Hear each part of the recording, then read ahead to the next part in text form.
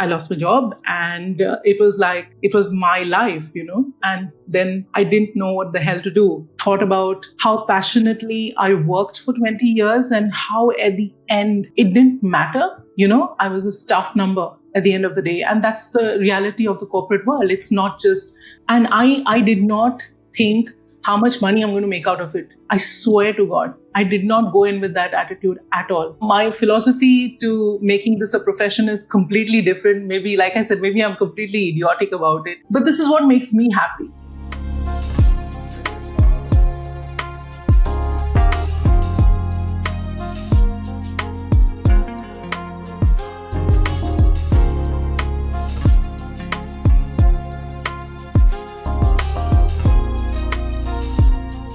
Welcome to season 2 of our podcast, Meaningful, Marketing, Mentoring, Mattering, with me, Joseph Alcantara. This season, we'll hear from inspiring experts who are continuously thriving while making meaningful breakthroughs in their careers, advocacies, and personal lives. Before we dive in, please don't forget to hit the subscribe button and notification bell so you're updated every time we have a new episode. Today, I'm very honored to be with a friend, Seema Rose. Originally from Mumbai, India, Seema has made Dubai her home for the past 25 years. She is a very talented food and lifestyle photographer and a retreat host. Seema has always had a creative flair and enjoyed a fulfilling career in advertising and marketing until the COVID-19 pandemic hit. Like many, she faced the uncertainty of losing her job during this challenging time, which brought about a period of self-doubt, low self-esteem, and a search for purpose. Through this adversity, Seema navigated the discomfort of seeking clarity and discovered the need to reconnect with her creative side. Following her instincts, she found solace in baking, food photography, and a supportive community of creatives. Seema began capturing visual stories of love, life, and food, and rediscovered her creative spark. Her talent has been recognized with prestigious accolades, including awards in the Pink Lady Food Photographer of the Year in 2024. She also found joy in connecting with people, particularly her tribe of photographers, on a personal level. Combining all these passions, Seema found her true calling in hosting immersive retreats for photographers. These retreats offer creative souls a space to relax, rejuvenate, and cultivate meaningful friendships, countering the overly competitive industry culture. So far, she has hosted 3 creative retreats, 2 in Florence and 1 in England. Please welcome to the pod, Seema Rose. Hi, Seema. Hi. Thank you so much for those kind words. And, you summarized everything pretty well. And I think everyone knows about me now. Well, they better do, because you have such a beautiful, meaningful, and inspiring experience. I can't help to dive into the details as we go through the pod, but thank you so much for saying yes to this invite. I would typically ask my guests the same first question, and I'll ask you the same first question, and that is, what is your meaningful life story? I want to hear your origin story, your background, and your lived experience that led you to where you are today. Okay. So thank you for having me, Joseph. I have followed your podcast channel, and it's very, very inspiring. It kind of aligns with what I believe in, in meaningful experiences and, connections. And thank you for hosting me. It's an honor to be on this show. About me. I don't have a lot of different kind of twists and turns in my story, because as a human being, I'm very kind of stable, you may call me. So, I don't like switch too much. So that's why the experiences have been a few, but very long and meaningful and deep. I started in Mumbai. I was in advertising and marketing. And even before that, I was a voiceover artist. I have done radio, commercials, documentary films, even feature films, animation films. And I've been doing dubbing since I was like 4 years old. Like, so it was, yeah, it was such an amazing experience. My dad was in advertising. So naturally, I used to do that and make a good pocket money. And I was doing that until I got married in 1997 and moved to Dubai. um, 1998, sorry, 1997. My dad passed away in 1998. I got married, and I have been in advertising, but on the client side in Dubai. So I worked with a small publication house for a few months, and then I joined Emirates Airline, where I was advertising manager. That was my last position, and yeah, it's advertising was my life, and I loved the whole experience. Even in Mumbai, I was in an advertising agency, and the whole working late, working on different clients' work, brand positioning, the whole work. So I loved that whole scene. And working on the client side, of course, gives you a few more privileges. You don't get kicked around that much. You get to kick around a bit. So yeah, it was amazing, and the brand I worked for was very close to my heart, and I truly appreciate the brand and how they do things. And of course, it taught me a lot in advertising, marketing, everything.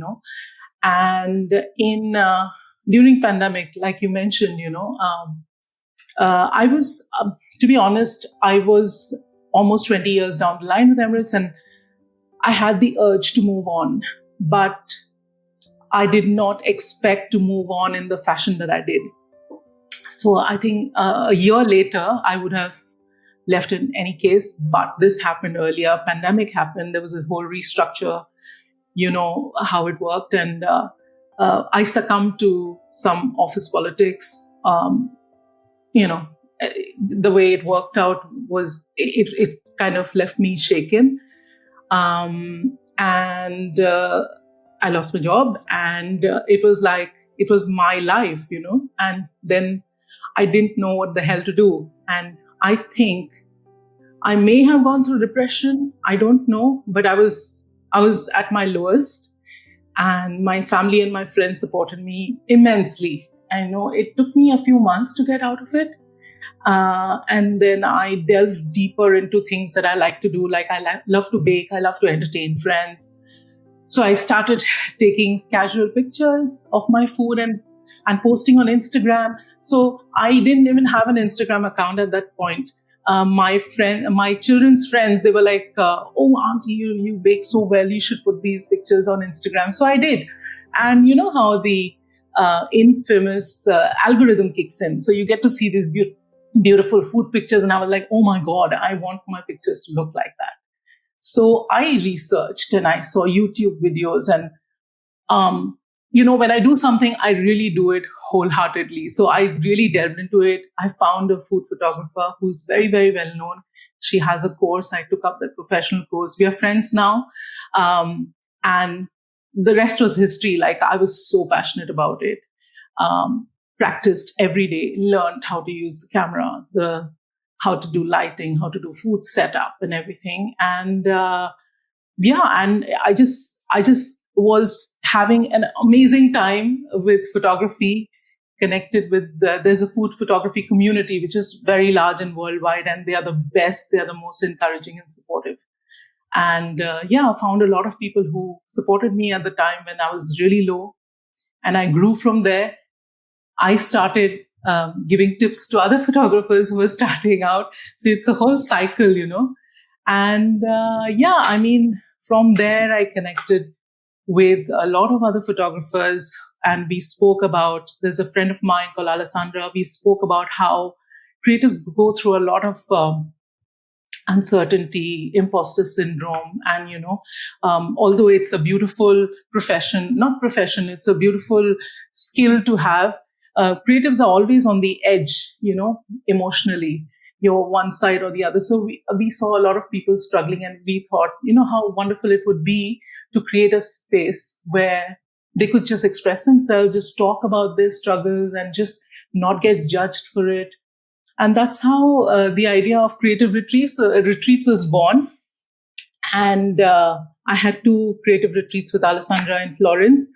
And they were super successful. Some very big photographers who I had aligned with along the way.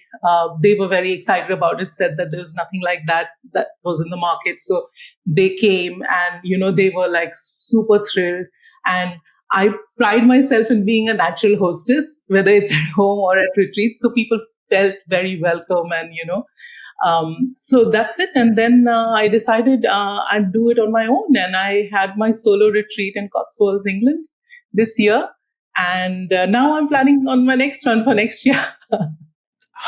And that's in a nutshell, my life. Wow, Seema. I was like, by the way, for all those who are listening to us today, Seema and I worked at Emirates. We were together there for almost 7 years during my time as well. And she's one of the kindest and most creative and most strategic people that I've worked with. And I don't want to say suffered, but we had the same path. We had the same experience. We both lost our jobs at the same time during the pandemic, but I can't be grateful and thankful. I was telling Seema, every time I see her Instagram posts from 2020 to where we are today, how she has gone so far and succeeded in the new path that she was able to carve out for herself and for others, which was really, truly amazing. Seema, was like thinking right now, as I was listening to your story, made me realize that, you know what, aside from your passion for food, your passion for photography, and marketing. That's why you're able to package, I think, spotting the need of the creators, of the photographers, then link that to a new platform or a new service, which like the retreat that you're hosting, and branded it in such a way that the key differentiators are there. Hearing it directly from the photographers that you hosted when they said that, oh, there's never been something like this before, and you're providing such beautiful platform for them to rejuvenate and kind of change the perception that the creative industry is very, very toxic, very competitive, and not collaborative. I think all those pieces are coming from your past experiences that made you connect everything together. But I think my question first is, now that you found your passion and turned that into your career, into what you're doing every day, I'm sure that, that shaky situation at first was very daunting or very challenging. What were some of the bigger challenges that you faced during the transition, and how did you overcome them? So, Joseph, during the pandemic, everyone was homebound, right? It gave people a lot of time to think. So, in a way, for me to go through that life-changing experience of losing my job during the pandemic was probably a good thing, because I had a lot of free time to think, and my family was there at home. So nobody was like super busy and leaving me alone or anything like that. So I was quite protected at the time.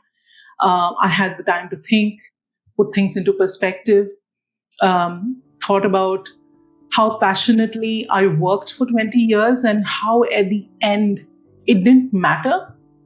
I was a staff number at the end of the day. And that's the reality of the corporate world. It's not just the place that we worked in. I guess everywhere it's the same. So I would say about that experience, I would say give it your 100%, but expect less back. Expect less back so that you don't hurt later. I think I expected more. I was very emotionally connected to the job, and it's good in a way because, you do your absolute best then, but you should be then prepared to lose a lot of it when you actually lose your job, if it happens the way it happened to us. So that's one. And it was very hard. The initial few months, I was just directionless. I did not know what to do, because for me, it was that job was my life, and which is such a wrong thing to say and to think now in hindsight. So obviously I'm like, okay, what do I do now? Where do I go from here? And I was not getting any answers, and that's why it took me a long time months to get over it. And I started baking and cooking, and I naturally love doing those things, but I started doing it with a passion because I had so much time in hand. I have to say, I feel very blessed and privileged that I did not have the pressure to get another job immediately. My husband, touchwood, we were in a comfortable position financially. So whilst there are others like me who probably wanted to pivot as well but could not because of financial constraints and things that they had to do because they need that income coming in, I did not have that pressure at that time. So I don't take it lightly. I feel very blessed about it, and it did not put that additional pressure on top of what I was already feeling. And I did not do food photography. I did not start learning photography with the aim of turning it into a career. I did not. I just did it because I enjoyed it. My family just said that, you do whatever makes you happy. If you're happy, we're happy. Your mood, your personality makes such a difference in our everyday life. So we want you to be happy. Just do whatever makes you happy. So I did not have the stress of looking for another job. And also, from my experience of losing the job, I did not want to go back to the corporate world. I was very sure of it, because what it did to me was doubt myself, which I was so work proud and I was so sure I was good at what I did. And then, someone comes along and says, "Oh, you're not good enough," and whilst you can fight that, but deep down, it does leave some sort of doubt in your head. That was I good enough? So I did not want to go back to the corporate world because I was scared. I was like, I don't want to put myself, I don't want to expose myself anymore. So I started doing this, and I was thoroughly enjoying food photography. I took the course, and in the course, part of the course was to do Zoom calls with other photographers. It was such an elevating experience. Everybody is so supportive, and I started taking pictures, and I had a lot of idols in the photography world, and I kept sending them my pictures saying, "Please, can you give me feedback?" And they took the time to give me feedback, which is so amazing, and they're all my friends now. And they didn't owe me anything, but they did that for me, and that made me realize how much a difference you can make to someone. So once I was in a position where I was super happy with my photo, I never had imposter syndrome, by the way. I did some really stupid photography initially. It's still on my feed. I will not remove it because I want to see from where I was to where I am now. So it helps me put things into perspective. I never had imposter syndrome. I would just admire everybody else's photography and say, "Oh yeah, I can do better than this." But I never was like, "I'm not good enough." Fortunately, so many of us go through it. Fortunately, I did not go through it. I didn't do anything towards it. I was just lucky to not go through it. And I realized that there are people in this community who are struggling with that. And I would reach out to people and say, "Hey, I haven't seen you on Instagram. What's going on?" And one would say, "I can't cope with the pressures. I'm getting out of Instagram. I'm dealing with mental health issues, because I don't feel I'm good enough." So, I would take the time to speak to them. I'm like, "Can I call you?" So I would speak to these people. And then people started writing to me saying, "Seema, can you look at my work?" It was like a 360 that was happening. And I took every opportunity to align with whoever reached out to me. I was like, one word can actually save somebody. So take the time to reach out. You can't just think about yourself. You have to, community is so powerful, and it helped me. I must help someone, So that's how it happened. And along the way, I did do commercial food photography. I did product photography. I did some restaurant and cafe work. They looked great. The clients were very happy, but my heart was not in it for whatever reason. I was like, this isn't what I want to do, So I was like, okay, let's go through this whole process. And then, of course, I started aligning with all these photographers, and I have this natural flair. I did not know that until now, because I remember in the corporate world, people talked about networking, and I was so bad at it. I was so pathetic at it because I was too honest with my feedback and, with what I thought. But I realized people told me that I have a natural flair for reaching out and networking with people in a good way, not about getting something out of it. Honestly, just reaching out to people. I don't like to call it networking, but just reaching out and connecting with people. And that kind of opened my eyes to this whole big community. And I was thinking, what can I do to give back? And how wonderful it would be to do something which is different from what they did. There are lots of workshops. There are lots of workshops conducted by a lot of established photographers, and that's a different requirement. And it's not an either or, a retreat or a workshop. A workshop is a workshop, and you learn solid hard skills from that, and it's important to learn that. But my retreats were not meant to be workshops. I wanted a space where you can just come and chill with your tribe in a beautiful location, which is photo worthy. So it has to have those kind of elements, which, you go there and you feel inspired to pick up your camera again. So, I just wanted that. I wanted these conversations to happen.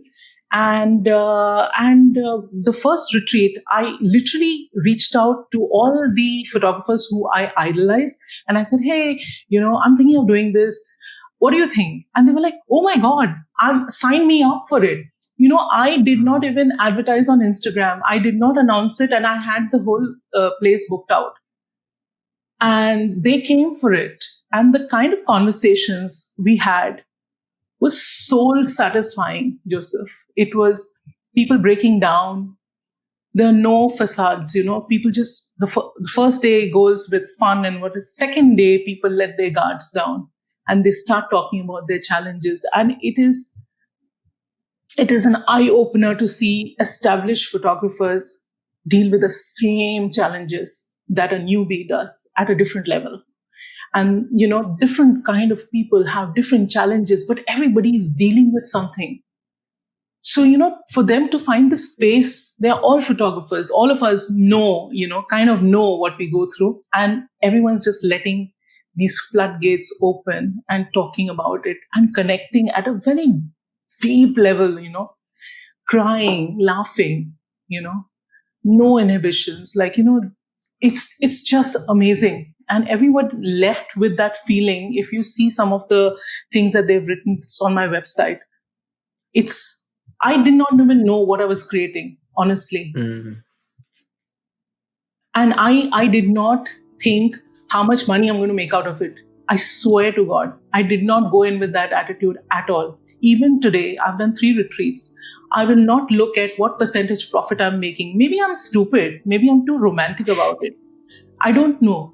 And like I said earlier, and I'm happy that I can take that decision as well. Not everybody can take that decision that they will focus on it makes sense to focus on the business. But for me, it's about, okay, if I spend £100 extra, what can I bring to that retreat? What kind of experience I can give, which is exclusive, which will make them feel special. So it's fine, So when I started doing the retreats solo, I got the full creative freedom of not bothering about how much less I'm making. It was more about how much more I can give, and it's been amazing. So my philosophy to making this a profession is completely different. Maybe, like I said, maybe I'm completely idiotic about it, but this is what makes me happy. And I honestly don't really care what people would say. Oh, you can make this more profitable. Sure, I can, but let me just focus on the experience. The money will come, If people like what you're doing, people are talking so much about it, and they liked their experience. See, it's a very different concept. Going for a workshop, you get something solid out of that. You get to learn about a lens or lighting or whatever it is. Coming to my retreats, you're not taking away anything which is a hard skill. There's nothing tangible you're taking away, but you're getting that space to express yourself and to build friendships. And that is something that is completely ignored in this day and age, So, I'm completely focusing on that, Joseph. I don't know whether this is the right way to do it or not, but it makes me super happy. So I'm just going to focus on that. And I think that's really what truly matters. And I think, I'm having chills like listening to your story because, the question about first feeling, the daunting situation and how to pivot and plan for what the next steps would be. And for those people who are in that same situation, the stages that you've been through and, the small, tiny steps that led you to where you are today. My key takeaways there would be number one, you took a pause and really thought things through. There was a stage in that process that when you said that, I just stopped. I just thought for a while and I really wanted to think of what I really want to do and what I really would want to focus on. And then second, you also let your guard down in terms of being true to yourself, of being vulnerable in such a way that I want to pursue this, but I don't have the technical backing. That's why I'm willing to start from scratch, to be a kid again and learn how to do photography professionally and not having that second guessing yourself or not, being hesitant to reach out to those people that you idolize and you can learn from. That is such a humbling and bold, decision for someone who had great accolades and experiences in the professional world for over a couple of decades, for example. That is very humbling. And being open to that is also something that folks should learn how to admire and admit and embrace. And then third, finding your community and your support group within your family and outside your family, I think is an amazing, I would say trick that you were able to run into that you've also embraced. And I think the real magic to it now is that you found a way to give back. It's not about finding the profits in exchange of the purpose, but is really using your passion to drive how they were able to help you along the way. And I think that should be how the world should work and how humanity should now embrace about purpose and meaningfulness. Because yes, you're right. I mean, if people who are looking at your Instagram reel and then looking at how much you're charging in your retreat and probably will tell you that, Seema, you don't have to do it on your own. Go partner with more people and make this 10x than what you're doing right now. So you'll be able to rake more profits. That is I think the natural way the world works right now with all the metrics, with all the level of performance KPIs, because we are so lured into what those numbers are, are being positioned and projected to be. But I think your example is such a refreshing and inspiring takeaway for folks to understand. So my question now, after those amazing takeaways, would be, younger folks who are aspiring to either be food stylists or food photographers or lifestyle photographers, what should they have? Where should they start? What should they cultivate to be able to harness that passion and that skill so that they will eventually have meaningful careers or, stages within their life using that passion point? So for any kind of career pivot, or even if you are starting out, it's important to learn the skills for sure. That's your starting point. So, you have to know how to use a camera, what kind of lenses you should use, the hard skills, the technical knowledge specifically related to photography. I'm speaking for here. It's very important to get your base right. That's your first thing. So seek out to fellow photographers, or if you can afford to invest in a good photography course, I would highly advise you to do that, because it opens up avenues. It opens up your mind to thinking for the next step in the photography, which is storytelling. Your photograph could be the most perfect, the most beautiful piece of cake, the most beautiful light. But if there is no element of storytelling, it's not scroll stopping.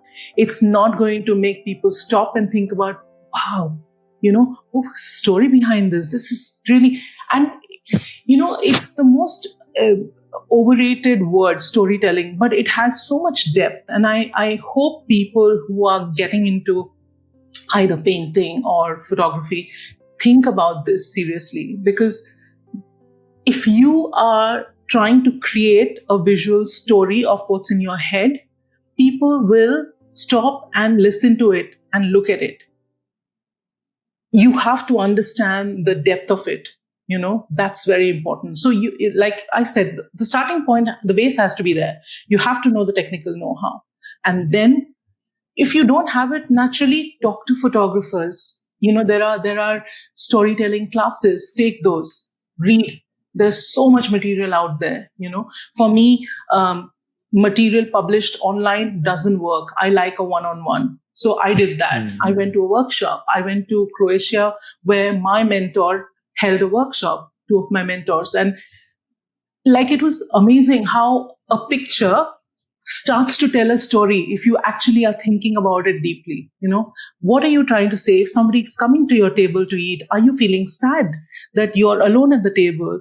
Are you anticipating somebody coming? You can actually create all that if you invest the time in thinking about that, and it's very, very important.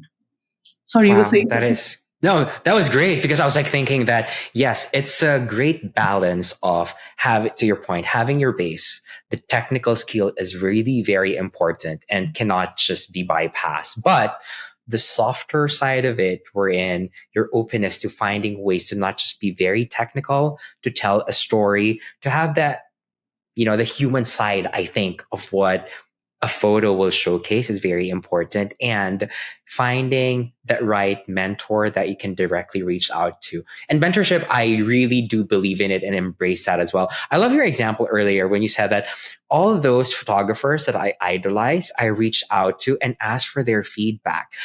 In different industries or fields, probably people will think that, oh, is that possible for all? Isn't that intimidating? If I send my stuff, for example, to a really very, well-known photographer, or say, for example, podcaster or fashion designer or author, will they respond to me?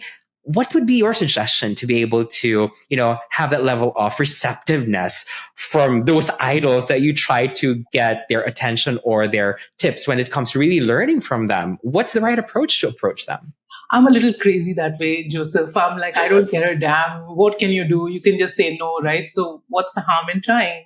I always have that approach. I'm not encroaching upon anybody's. I'm not stepping on anyone's toes. I'm just seeking for advice. If you're not free, that's totally cool. Like 9 out of 10 people have gotten back to me, but there might be that one who did not respond the way I wanted him or her to respond, but that's okay. Like, I did not do it with an expectation, I don't know what that person's day looked like. Maybe that person was going through some real crisis and therefore decided not to respond to my request. That's fine. But I reached out. That's fine. That I did what I can do. I can't be held responsible for somebody else's action. So, I generally do that. I have written to so many people. And you know what? People who are my friends now, they are like aspirational photographers. So they're like, Seema, how do you know all these people? I said, they are all human beings, They're all human beings. Just reach out. If they can't help you, that's okay. Don't expect anything in return, but reach out. And also, they, in their positions, they feel good that somebody's asking me for advice. Every human being wants validation some ways, So reaching out means I review you. Do you have any words of wisdom for me? And that's a good thing, right? For that person as well. So yeah,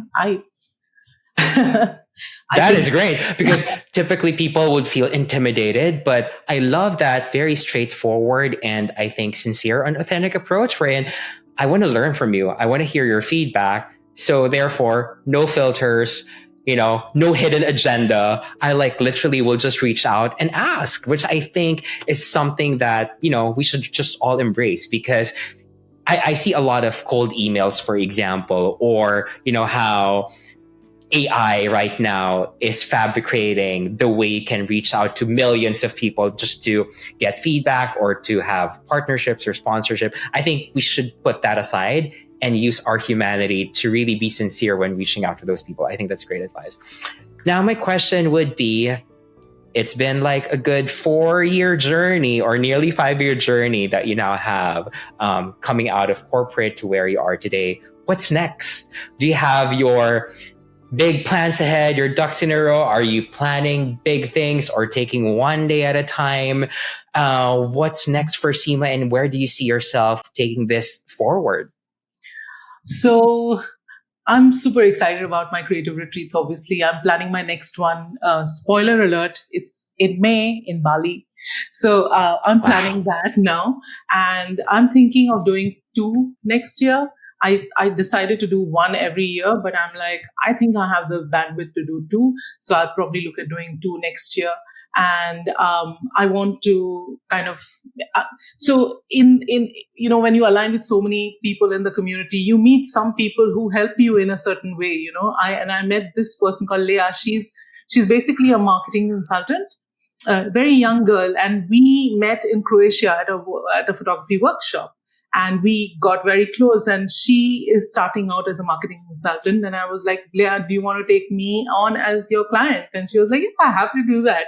And she, is of the same mindset.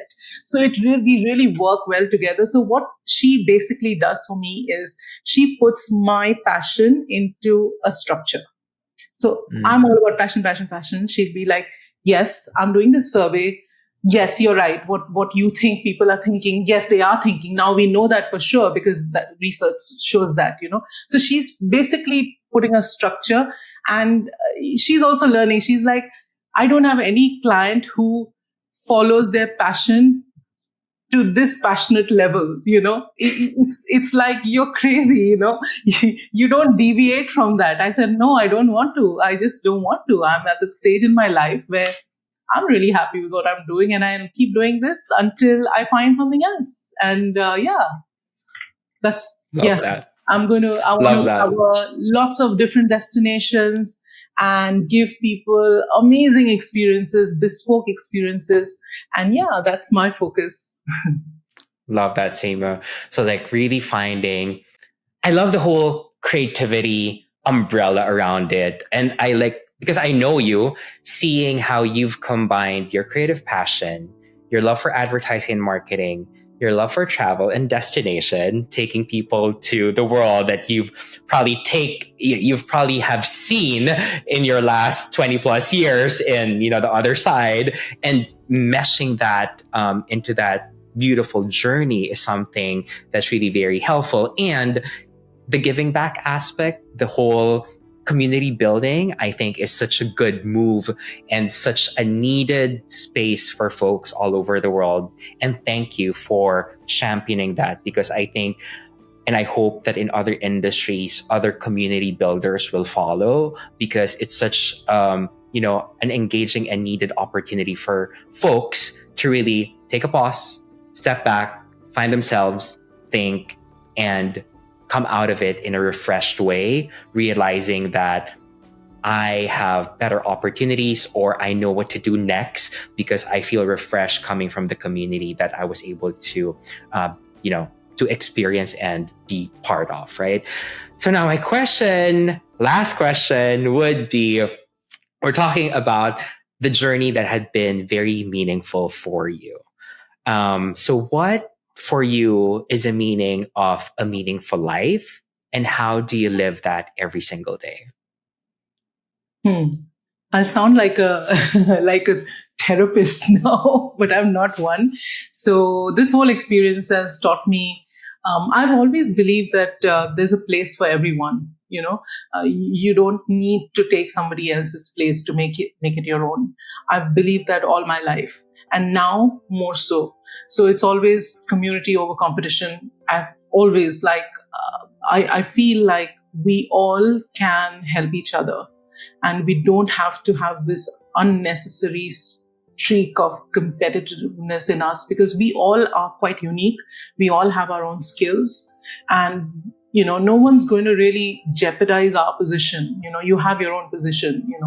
So uh, in terms of the food photography and the retreat hosting thing, I just feel like all of us need to take some time out and reach out to each other. Forget about the retreat, just generally on an everyday basis. If you find somebody who you've been seeing and you're not seeing that person anymore, or for a few days, reach out, ask, are you okay? Is there anything I can do to help you? And, it's always helpful. I've done that several times. And one girl said that she was undergoing cancer treatment. One girl said, I can't deal with the pressure. One girl said, family, and I don't have the space to, balance work and my 9 to 5 with my passion and all that. So that everyone's going through something, and we ourselves are going through something. But if we are not able to speak to someone else in the community, what's the point? So you should do the same. You should take some time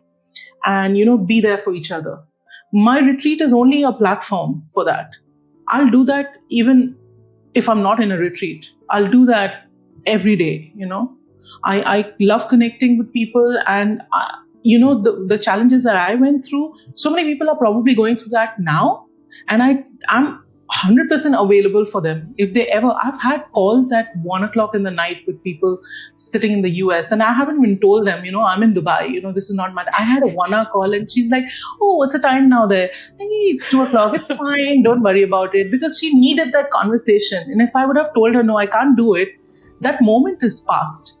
And you don't know how you can impact that person at that point in time. These are very idealistic things that I'm talking about. But Joseph, if you think about it, it's true, it's all about people at the end of the day. If you look out for each other, how many little lives you can save? Just think about it. It just seems very stupid and romanticizing everything. But I believe that. I believe that you should take time out to reach out to each other. Love that. And I think that's a great way to end it with your meaningful life that you're living right now. It's not a big fancy things. It's really the basic humanity and looking out for each other, understanding each other, and being there, for each other in every journey that we're all individually taking. So now I want to give you the floor, Seema. I'm sure that a lot of folks would want to reach out to you and see, or probably join the retreats or see how they can be mentored by you, or potential, commercial clients. How can they best see your work or reach out to you? My portfolio is linked in my bio on Instagram, and my Instagram is, I believe you'll be giving the link to that. So have a look at that. And on my website, I have a creative retreat section, which has a waitlist form. If you would like to join the next retreat, please feel free, because then you'll be the first ones to know about the next one. And potential clients, my phone number is linked in my Instagram feed. I get a lot of DMs, to be honest, asking for commercial photography rates. They always ask, what's your rate?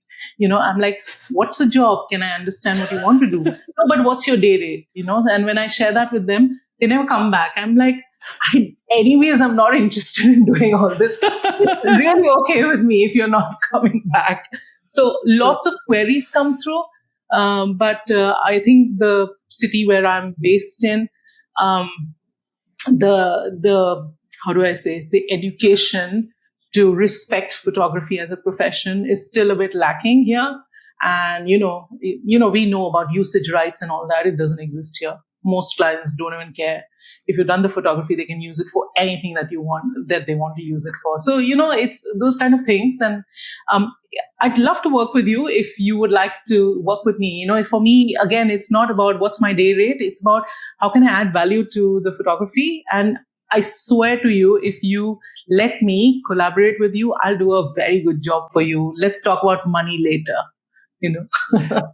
I'll definitely vouch for Seema on that as well, because I know her work etiquette and I know that what she can really truly provide and give. So yeah, thank you so much for this wonderful conversation, Seema. I really not just enjoyed it, but really learned a lot from your experience and continually got inspired with everything that you are doing right now. So continue doing what you're doing. And I wish you all the best for the next chapter and for the next retreats that you're going to do. It was wonderful to talk to you, Joseph. It's like a blast from the past. And I look forward to more conversations with you off the podcast, of course. Thank you so much. Thank you, Seema. It's a pleasure. Bye-bye.